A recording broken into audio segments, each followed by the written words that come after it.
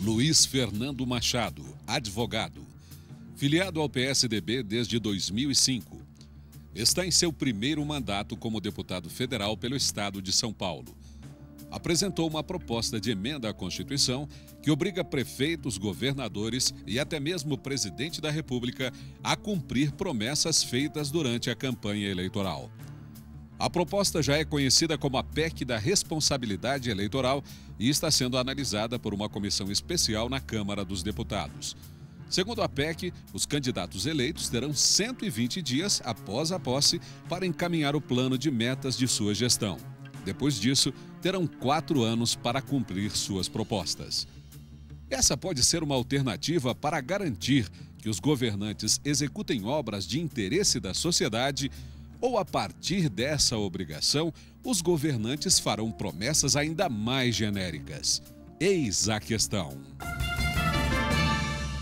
Deputado Luiz Fernando, sua proposta prevê que os prefeitos, governadores ou mesmo presidente da República que não cumprirem as metas de campanha pode ficar impossibilitado de concorrer em uma nova eleição. Essa não seria uma punição muito radical? Entendo que punição radical é aquela que recebe o eleitor a partir do momento que se tem, por parte do gestor que se candidata a um cargo majoritário, o não cumprimento. Acredito que nós temos a obrigação de estabelecer no período eleitoral um critério para discussão com a sociedade através do plano de governo. O plano de governo não pode ser uma peça de ficção e nem muito menos pode ser algo que seja vendido como razoável no período eleitoral, mas que não tenha a menor viabilidade de execução após assumir o mandato. Entendo que a questão é essa, se o eleitor deve ou não ser respeitado. A punição não é para aquele que cumpre, é para aquele que descumpre. E, naturalmente, nós vislumbramos que há horizonte na sociedade quando há o descumprimento e uma punição. Não pode haver anuência daquele, especialmente, que fiscaliza a lei. Em alguns países, como os Estados Unidos e a Bolívia, durante o mandato do governador, é possível chamar uma nova consulta pública, como um referendo revogatório, para que a população diga se quer ou não que aquele governante continue no poder e finalize seu mandato. Sua proposta prevê algo do tipo? Não. A minha proposta prevê exclusivamente a punição para aqueles que, após o exercício do mandato, forem avaliados como aqueles que não cumprem os compromissos. Ela não tem avaliação no decorrer do mandato. A única oportunidade que se abre é para caso o gestor público queira fazer uma modificação daquilo que se comprometeu no seu plano de governo, que ele faça audiências públicas e chame a sociedade a deliberar sobre aquela matéria que ele não quer mais e não aposta mais como razoável. Somente este é o ponto em que nós buscamos a penalização daquele que não cumpre e terá, naturalmente, a razão para justificar, desde que em audiência pública e com a anuência da sociedade. O Eis a Questão trouxe alguns convidados para esse debate. Cristiano Noronha, cientista político, Marcelo Laverner, da Comissão Brasileira Justiça e Paz, da CNBB, Azenclever Lopes Cansado, advogado, e Jovita Rosa, representante da União Nacional dos Auditores do SUS e faz parte do movimento de combate à corrupção eleitoral. Cristiano Noronha, cientista político. Deputado, sem dúvida nenhuma, esse é um debate, né, que sempre emerge, especialmente em anos eleitorais, como é isso que a gente está. São promessas que são feitas, mas não são cumpridas. Agora, nós sabemos também o seguinte, que um governante, um governador, um prefeito, um presidente da República, ele é eleito, ele é candidato com uma coligação X. E quando ele vai governar, obviamente que a coligação já mudou, ele atrai outros partidos, inclusive, para compor a sua base parlamentar. Então, naturalmente que aquelas promessas que são feitas durante a campanha, até pela incorporação desses novos aliados, tem que sofrer obrigatoriamente algum tipo de ajuste. Outra coisa é, se essa punição de não elegibilidade, ela é após o cumprimento do mandato, portanto, no 4º ano do mandato, você tem ali, em alguns casos, a possibilidade de reeleição. Então, se o eleitor acredita que aquele governante não cumpriu o mandato, cabe ao eleitor, naquele momento da urna, portanto, no momento que ele está podendo reconduzir ou não a reeleição, ele simplesmente optar por um outro candidato. Não achei que você cumpriu as suas promessas de campanha, então agora eu opto por outro candidato. Então, qual é, na verdade, a viabilidade, a mudança substancial que a gente tem em relação a esse projeto? Vai efetivamente trazer um maior compromisso por parte do governante? Perfeito, Cristiano. Eu vejo as suas considerações como absolutamente oportunas. Porém, quero trazer para o ambiente antes da eleição, na formatação das coligações, sejam elas coligações proporcionais ou até mesmo as coligações majoritárias. Naquele momento, você necessariamente, para obter o registro da sua candidatura, há a necessidade da entrega de um plano de governo. Esse plano de governo hoje, ele necessariamente precisa ser entregue, ou seja, é requisito de admissibilidade para aqueles que ingressam com registros de candidatura majoritária a entrega de um plano de governo. Eu acho que sobre este plano nós devemos nos debruçar, porque não há como nós entendermos como razoável a modificação de um plano de governo em razão da incorporação de alianças para a governabilidade. A famosa expressão da governabilidade. Nós entendemos que o debate com a sociedade e aquilo que se compromete o gestor público a partir do momento que entrega o plano de governo já está estabelecido. Ele não pode modificar, sob pena de ter cometido um estelionato eleitoral. Essa avaliação clara que eu faço. A composição de uma aliança para governar não deve esquecer a aliança maior feita, que é com a população da sua cidade, a população do seu estado e do nosso país. Então, eu entendo desta forma. Nós não devemos confundir as ações. Quando se estabelece um plano de governo que tem direção para a execução de políticas públicas, não pode ser modificado exclusivamente pela incorporação de outras pessoas. Deputado, eu me chamo Marcelo Lavener Machado, sou advogado e aqui estou representando nessa troca de ideias a Comissão Brasileira Justiça e Paz, que é um órgão vinculado à CNBB. Lá nós temos tido, ao longo desses anos, uma preocupação muito grande, da qual resultou já uma primeira lei de iniciativa popular, a lei que combatia o abuso econômico e de poder nas eleições, e mais recentemente a lei complementar número 135, a lei da ficha limpa, que está próxima do seu projeto de emenda à Constituição, porque também, como esse projeto, prevê uma inelegibilidade. Pelo que pude entender, diria que esse candidato que fraudou o seu plano de governo, as suas metas, será considerado inelegível pela Justiça Eleitoral. Então, haverá um processo na Justiça Eleitoral e um juiz ou um colegiado de juízes vai dizer: esta pessoa aqui é inelegível. Para tanto, deverá fazer uma avaliação do cumprimento ou do descumprimento do plano de governo. Entendo, nobre deputado, que o objetivo do projeto é o melhor possível. O bem jurídico que ele quer proteger é absolutamente de acordo com todas as convicções de quem luta pelo aperfeiçoamento da democracia. Porém, gostaria de ouvir explicações objetivas para que nós não façamos mais uma judicialização da política e que o próprio juiz fique em dificuldade de saber se descumpriu, se aquele candidato tinha 30 metas de governo, tinha 30 pontos do seu plano de governo, cumpriu 15, ficou na metade, cumpriu 20, qual seria o percentual de acerto que nós consideraríamos que esse político poderia ser aprovado, não no vestibular, porque ele já é político, mas na possível realização de um novo curso. Perfeito, Marcelo. De fato, desde quando nós iniciamos a discussão desta PEC, este tem sido o ponto em que as pessoas, em que os deputados especialmente, têm levantado uma maior necessidade do debate, que seria exatamente a expressão que o senhor utiliza, que é a judicialização das ações políticas. Porém, nós, quando iniciamos a tratativa do projeto, nós vislumbramos claramente que se não houver uma postura absolutamente rígida por parte do Poder Judiciário no momento de fazer também esta avaliação de cumprimento de metas, nós não teríamos, vamos dizer assim, a aplicabilidade desta lei.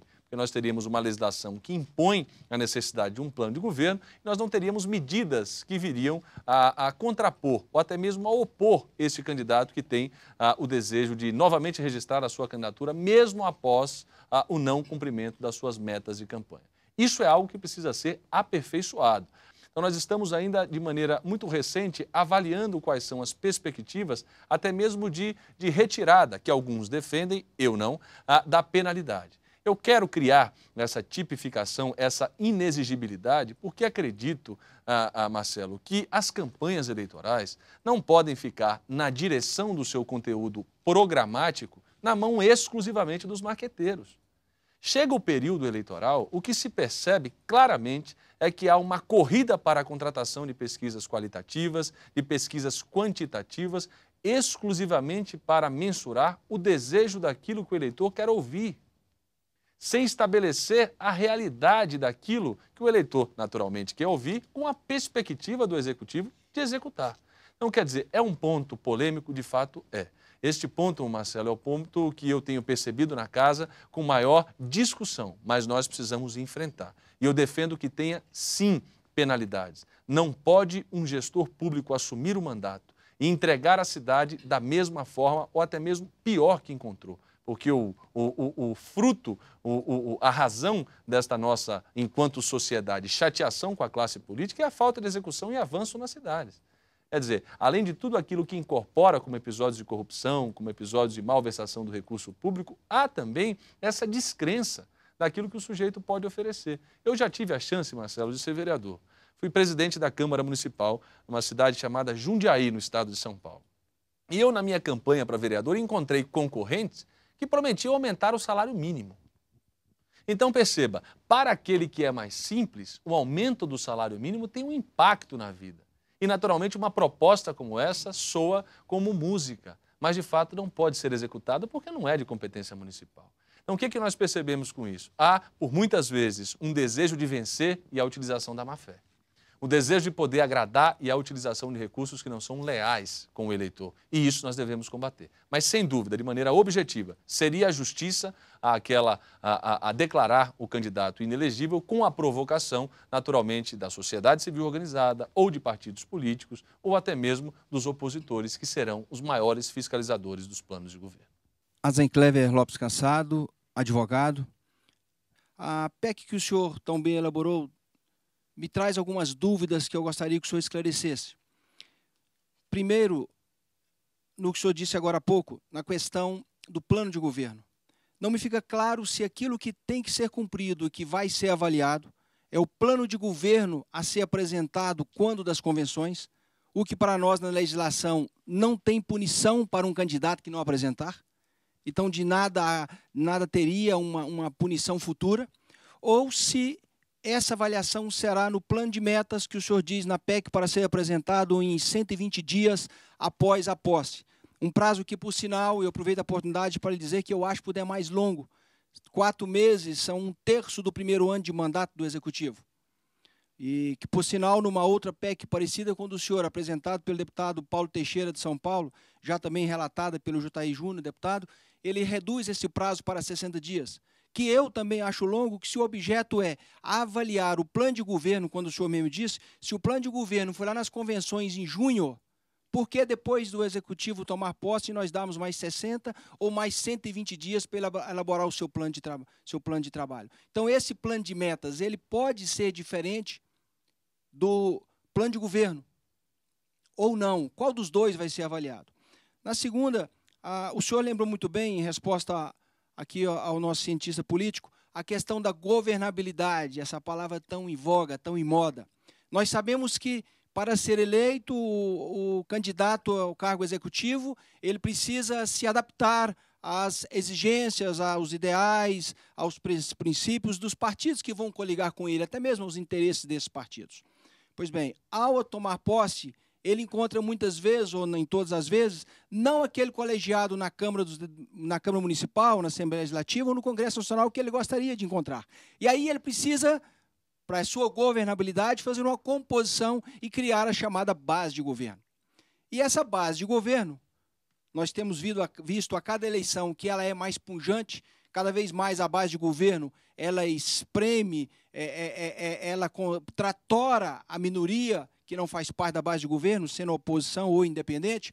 Pois bem, com essa governabilidade, com o executivo tendo a maioria no legislativo, e o seu projeto traz de uma forma subjetiva que ele, não vendo condições naquele momento de cumprir aqui o plano de metas, que ele pode deixar de cumprir, salvo justificativas, a ser apresentado ao legislativo que o fiscaliza, municipal, estadual ou federal. Então, a minha pergunta nesse sentido, se com essa governabilidade que o executivo busca e ele acaba tendo um poder sobre o legislativo, não podemos fugir disso, essa justificativa não é muito subjetiva, de forma que sempre o legislativo vai sim aprovar o pedido do executivo, salvo a chamada voz roucas das ruas que vier para dentro do Congresso ou da Câmara Municipal, acabará sendo inócua a proposta. O plano de governo deve ser o horizonte para o implemento do plano de metas. Ou seja, não são peças dissociadas, são peças absolutamente associadas. Elas estão associadas no seu princípio. O gestor público, e é importante o cidadão que está nos acompanhando a ter a seguinte visão. A negociação no parlamento é perfeitamente razoável. A articulação no parlamento é perfeitamente possível. Negociação de princípio não se faz, ou se tem ou não tem. Então, primeiro, se nós estamos com um plano de governo que estabelece, como disse o exemplo que fica mais claro para o nosso cidadão entender, estabelece que haverá uma prioridade para a redução da mortalidade infantil e nenhuma ação pública de saúde for implementada para a redução da mortalidade infantil, há uma perfeita desconexão do plano de governo com o plano de metas. Aquilo que nós estabelecemos como 120 dias, que hoje a legislação trata de 90 dias, é porque o primeiro ano do gestor ele é sempre pautado por aquele que saiu da prefeitura e não por aquele que está entrando. A execução do orçamento do ano de 2011 foi para a presidenta Dilma aquilo que deixou em 2010 o presidente Lula. Então ela terá a oportunidade de, em 120 dias, estabelecer o horizonte próximo, o horizonte dos próximos 4 anos. E há uma vinculação absoluta. Nós não compreendemos que possa haver, no período eleitoral, o ingresso de um plano de governo com uma sinalização à sociedade e depois o cumprimento, ou melhor, o não cumprimento com base nesse plano. Veja, a sociedade precisa entender que a classe política se manifesta através do plano de governo para aquilo que vai fazer. E com base nisso você deve cobrar. Você não pode esquecer, como disse aqui o nosso cientista político, este é um ano eleitoral.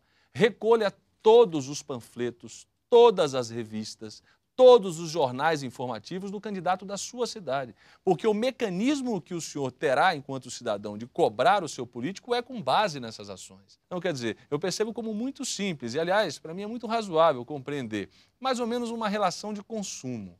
Você estabelece com um prestador de serviço uma relação de consumo. Você diz assim, eu vou lhe entregar 5 caixas de sapato na sua loja. Se você entrega 4, no seu contrato está previsto 5, está faltando 1.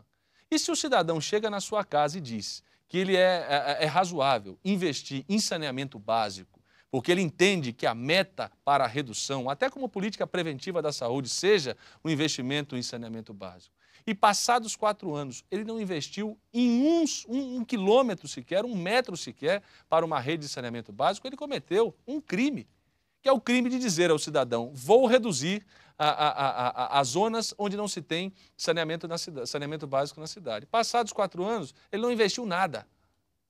Ele não investiu nada. Será que este cidadão deve ficar impune? Será que ele vai voltar à sua casa e vai dizer assim, não, o ano que vem eu faço, no próximo mandato eu faço? Não. Veja muito bem o que vai prometer. Porque através da nossa PEC nós faremos com que a sociedade cobre não somente a gestão, mas especialmente um plano de governo que tenha, de fato, qualidade para ser apresentado. Agora é minha vez, deputado. Meu nome é Jovita José Rosa, eu sou do Movimento de Combate à Corrupção Eleitoral, o MCCE, e lá no MCCE eu represento a União Nacional dos Auditores do SUS, a UNASUS.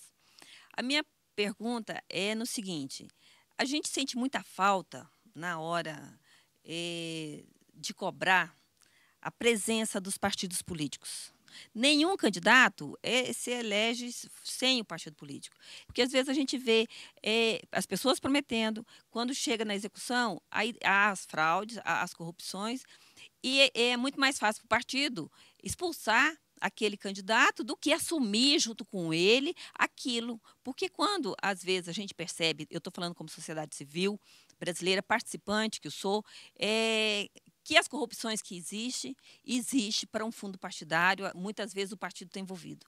E na hora que a rocha sobra sobre o candidato.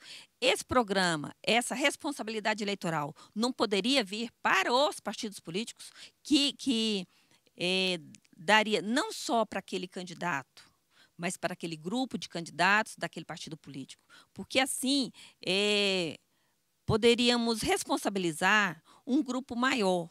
Porque nenhum governador de um partido, ele vai governar sozinho. Ele precisa de aliados, ele precisa dos pares para compor e para aprovar as propostas, né? Então, a minha sugestão e a minha pergunta, por que não a responsabilidade eleitoral viria também para os partidos políticos? Porque há hoje, naturalmente, há uma discussão aqui, Jovita, muito interessante a sua consideração, mas vamos dissociar do que é plano de governo e do que é conteúdo programático dos partidos políticos. O conteúdo programático, naturalmente, ele defende teses, conceitos, formas com que aqueles que militam no partido político devem preencher, aquilo que aquele que milita no partido político deve ter como base. No plano de governo é mais específico. Eu consigo colocar no meu plano de governo para, por exemplo, aliás, vou fazer uma referência ao que hoje está em um jornal de grande circulação do estado de São Paulo, com relação às metas da Prefeitura de São Paulo. Ali foi estabelecido uma Agenda 2012, onde tinham cerca de 270 projetos que deveriam ser cumpridos. Hoje, o jornal diz, 73 projetos já foram cumpridos. Restam ainda estes outros que nós temos aqui a justificativa se serão ou não cumpridos. O que eu estou dizendo com isso? O plano de governo ele é específico. Ele está no dia a dia da senhora. Ele está no dia a dia seu, cidadão, que está em casa. O conteúdo programático de um partido político, ele trabalha com ideologias, com teses que são mais difíceis de serem pormenorizadas, para serem colocadas no avanço de vida do cidadão na cidade. Então, o conceito é esse. O plano de governo tem uma ação específica na sua vida, na sua cidade, no seu estado.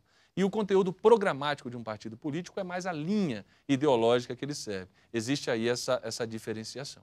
Outra coisa que eu adiciono aqui como pergunta, eu acho, como eu disse no início, acho perfeita a ideia, acho louvável e nós temos sim que responsabilizar. O que os americanos chamam de accountability, né? Ou seja, de ter uma necessidade de prestação de contas.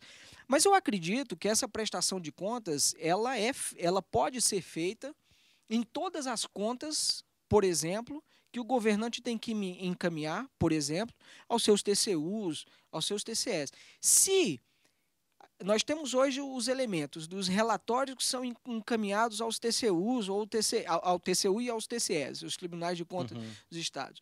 Se isso é aprovado, né, se a população reelege, eu não vejo por que nós instituirmos aqui uma norma que vai dizer, olha, você tem que cumprir, porque como foi dito aqui anteriormente, quer dizer, eu cumpri 80%, eu vejo no meu último ano que não foi desenvolvido nenhum programa na área de mortalidade infantil. Às pressas, eu desenvolvo um programinha, edito lá uma portaria, peço para o Ministério soltar um decreto, uma portaria, ou eu edito um decreto, está criado um grupo interministerial, está aqui comprovado que eu fiz isso. Então, eu acho que existem formas eventuais de você acabar burlando e não cair na prática. Eu acho que existem hoje mecanismos suficientes para que você cobre essa prestação de contas, para que você cobre esse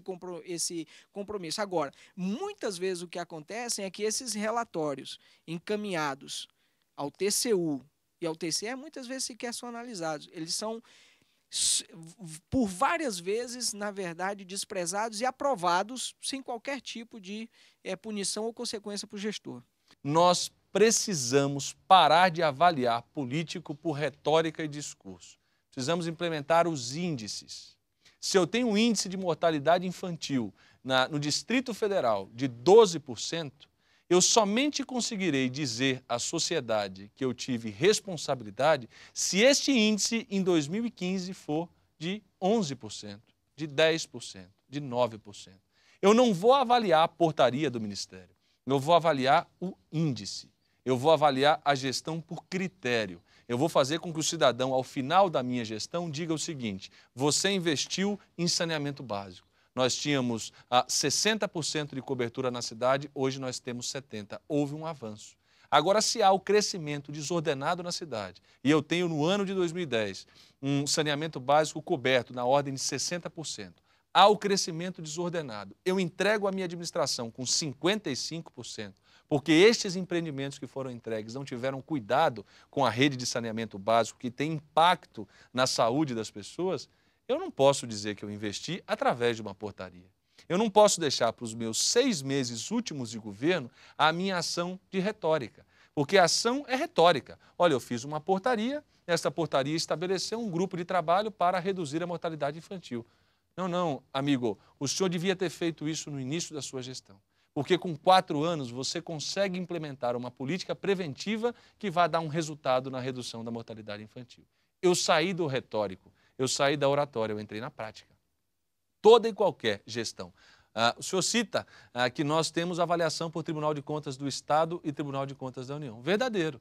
O senhor implementou 25% do seu orçamento em educação? Sim. Ótimo. O senhor implementou 15% mínimo de execução na saúde? Sim. Então o senhor está ok. Não. Não é o requisito exclusivo se houve aplicabilidade do recurso para determinada área. É o avanço da sua vida. É o avanço da vida do seu irmão, do seu pai, da sua mãe, do cidadão que vive na sua cidade. É isso que eu quero avançar. Como é que eu sei se uma cidade está mais arborizada ou não? Quem me responde aqui, no Distrito Federal, onde nós estamos fazendo o nosso programa, aqui em Brasília, quem me garante que Brasília está mais arborizada do que há 10 anos? Qual o índice que avalia isso? Quem me garante que houve redução de mortalidade infantil nos últimos 10 anos em Brasília? Quem me garante são os índices, são os dados. Não são as palavras fáceis, soltas ao vento. São, sim, critérios que podem ser mensurados. Da mesma forma que eu digo assim, investiu 25% na educação o gestor público? Sim, ele investiu. Houve redução da mortalidade infantil? Sim, era 12, hoje é 9. Reduziu. Agora, se não há redução e se eu não mensuro por índice, como serão avaliados nós que somos da classe política? É pelo rostinho bonito? É pela retórica? É pela oratória ou é pela prática? Ou é pela ação política que dê resultado na sua vida? É isso que eu defendo. Ação política e gestão pública precisa ter sintonia com aquilo que existe hoje da iniciativa privada. Ou tem resultado ou não serve para a minha empresa. Gestor público precisa ser assim. Ou dá resultado para o avanço da sua vida ou tem que sair da vida pública. E nos casos dos candidatos eleitos para o Legislativo, por que a PEC da responsabilidade eleitoral não prevê punições para vereadores, deputados e senadores? Porque eles não são executores de orçamento. Eles não são ordenadores de despesa. Eles têm uma outra atribuição na nossa Constituição Federal. Por mais que as emendas parlamentares, por mais que a oportunidade de se emendar o orçamento dê a chance de levar obras para a cidade, não é ele que executa. Ele não é o executor, ele não é o ordenador da despesa. Portanto, não pode avaliar o Poder Legislativo com número. Olha, quantas leis você fez? Não, é um outro sistema de avaliação. Por isso que nós não implementamos plano de metas para Poder Legislativo. Podemos sim levar ao chefe do Poder Legislativo quais são as metas, mas não ao parlamentar de maneira isolada em câmaras municipais, assembleias e Câmara Federal.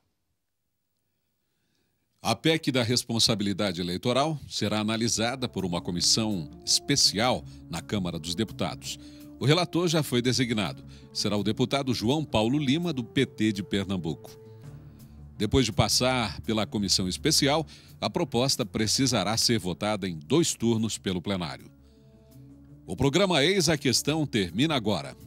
Semana que vem, mais um debate sobre projetos de lei em tramitação na Câmara dos Deputados.